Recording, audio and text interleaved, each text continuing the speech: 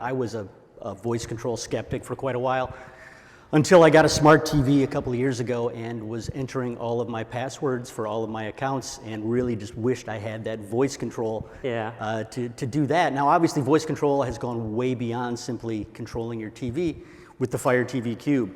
What role does voice control play in, do you think, that in general in the future of OTT and living room devices, and specifically for Amazon? So voice, it's a very natural experience for people, right? This is how we do when we grow up, you're talking. And I think the complexity now of television in some way is harder for people to manage. You have all these great services, Disney Plus just last week, you have a lot of breadth of content.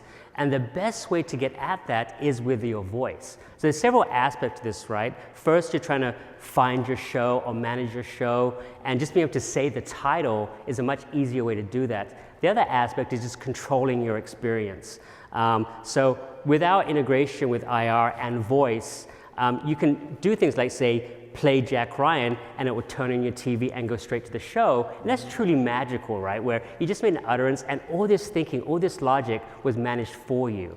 And voice just kind of resonates with customers. It's funny, I just literally came back from India yesterday, and I was there working with my team, and I had these great anecdotes from the people that work for me, how they set up Fire TV for their parents and grandparents. And India is an interesting country because, interesting fact, 67% of customers in India still have a CRT TV.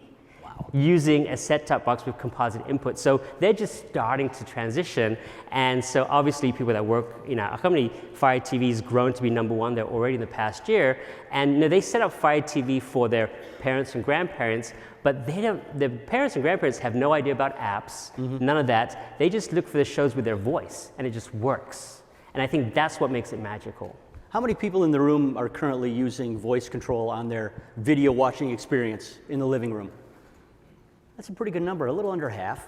My next question is, do you think voice control is the future? Clearly you do, but how do you see voice control developing as we move forward? Yeah, I mean, beyond voice control, voice interaction, voice interface, I think for years we had the concept of a remote with buttons, and that worked in sort of a generic way. I still think it was challenging people when you had to bring in sort of a DVD player or an Xbox, and you got to try to figure out which input do I go to, which remote do I pick up. And voice has this ability to cross over domains.